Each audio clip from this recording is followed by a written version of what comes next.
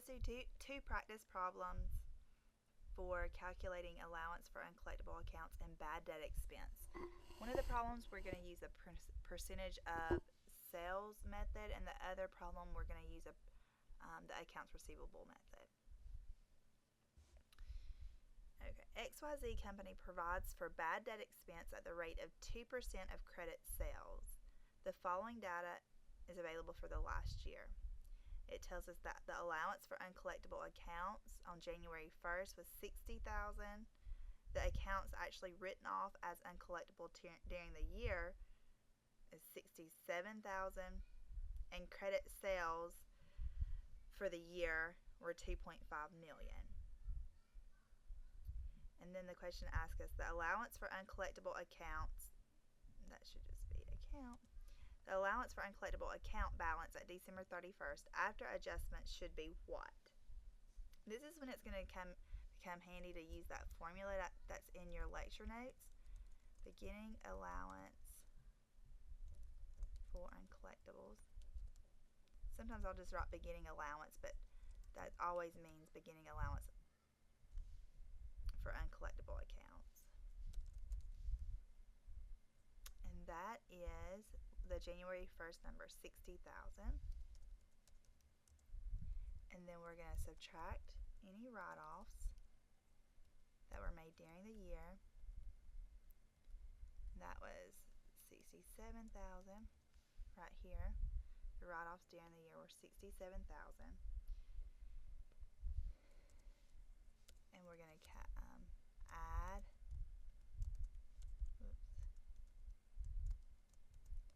bad debt expense.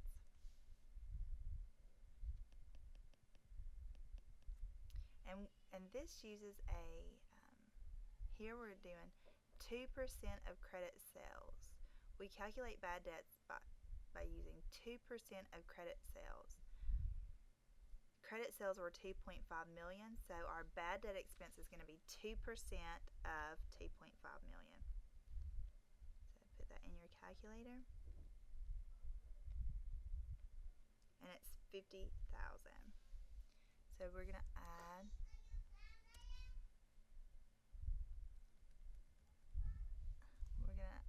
$50,000 here. And I'm just going to put in parentheses how we calculated that. That is 2% of 2.5 million. Okay. And that is going to give us our ending allowance for uncollectible. Account.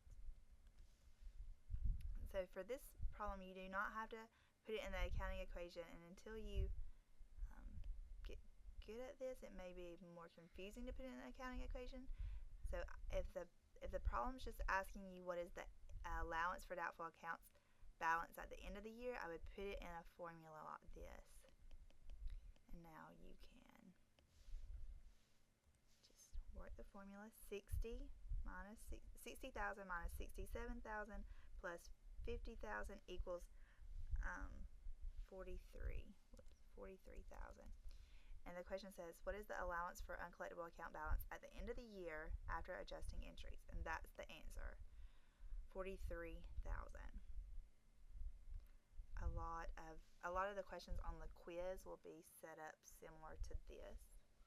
You've just got to pay attention to what it's asking you. Is it asking you for the bad debt expense amount, or is it asking you for the ending allowance for uncollectible account?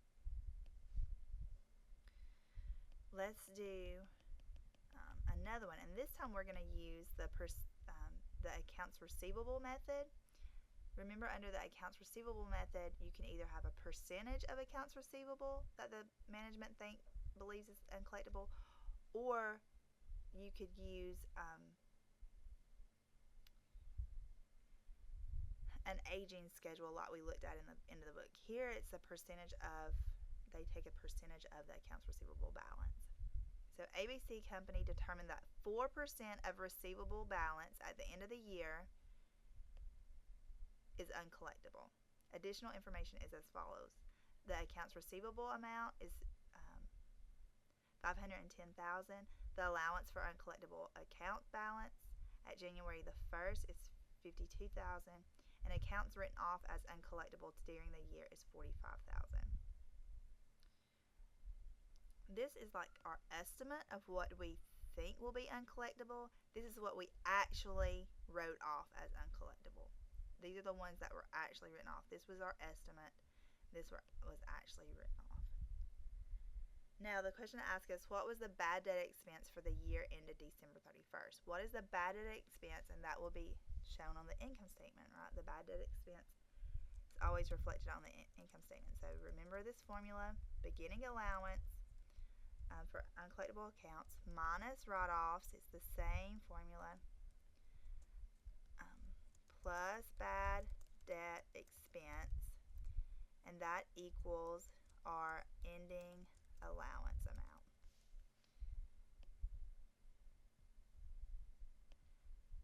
Okay, our beginning allowance balance is allowance for uncollectible accounts at January 1st. It's $52,000. Bring that down. Our write-offs for the year is right here, $45,000. So we're going to subtract that.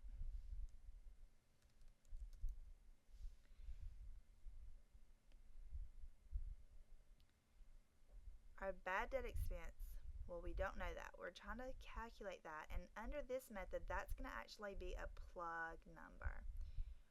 We're going to actually first have to figure out what our ending allowance balance is. And here we want our allowance balance to be, our ending allowance account to be 4% of our accounts receivable. So 4% of our accounts receivable, that's 4% of this amount. Our accounts receivable at the end of the year is $510,000, and then take 4% of that. That's what we think will be uncollectible. That's what we want our allowance account to be. $20,400. So now we have to plug this number in. And sometimes you may see me just put plus X, and we're going to solve for X. In your notes, I want you to remember that for this method, you got to use a plug, and that will help you remember that you have to solve for X. This amount is 4% of 510,000. But sometimes, I'm going to put sometimes you use aging schedule, like we did it, like the one in the book did. Okay. So the aging schedule may tell you what this ending balance is, and you would just put it in. But here we're going to take a percentage of accounts receivable, and that's what we want our ending allowance balance to be. So now our bad debt expense, we've got to figure out what it needs to be to make sure our ending allowance is where we want it. So we're just going to solve for X. So that is 52,000 minus 45,000 gives you 7,000 plus X equals 20,400. Now let's solve for X. So 20,400 minus 7,000 is X equals 13,400. So 13,400, and that would be our, this is our bad debt expense.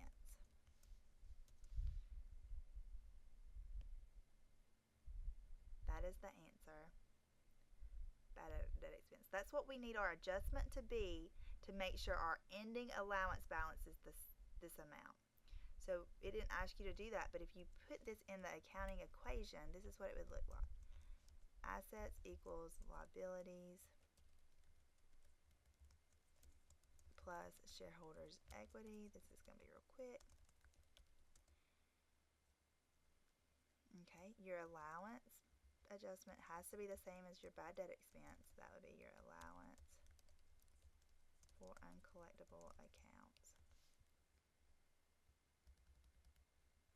And your bad debts that's an expense, so it would go in the retained earning column, and it would be $13,400 as bad debt expense. Notice that our ending allowance balance, our allowance account is not going to be this $13,400. Our ending amount, the amount that would show up on our balance sheet, is $20,400. But we had to calculate what we needed this number to be and this number to be to get us there. Okay? That's what we did. And we have to do that because I don't know if you remember in the lecture or not, but I said with this method, with the accounts receivable method, you have to take into account what was already in that allowance balance. And that's what we're doing with this formula. There was already some in the allowance balance because we had we started the year with 52, but we only wrote off 45. So we started the year off with 7,000 already in the allowance account. So even though our new estimate is 20,400,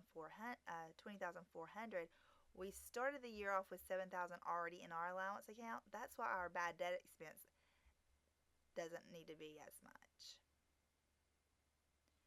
Okay, the allowance, the accounts receivable method, you have to take into account what was already in the allowance method, in the allowance account balance. For the percentage of sales method, which was problem 1, you didn't have to look at what was already in our account, what was already in our allowance account. And January 1st, our allowance account was $60,000, but we actually wrote off more than we had estimated for the prior year. But that doesn't matter for this method because our bad debt expense will just always be a percentage of our sales.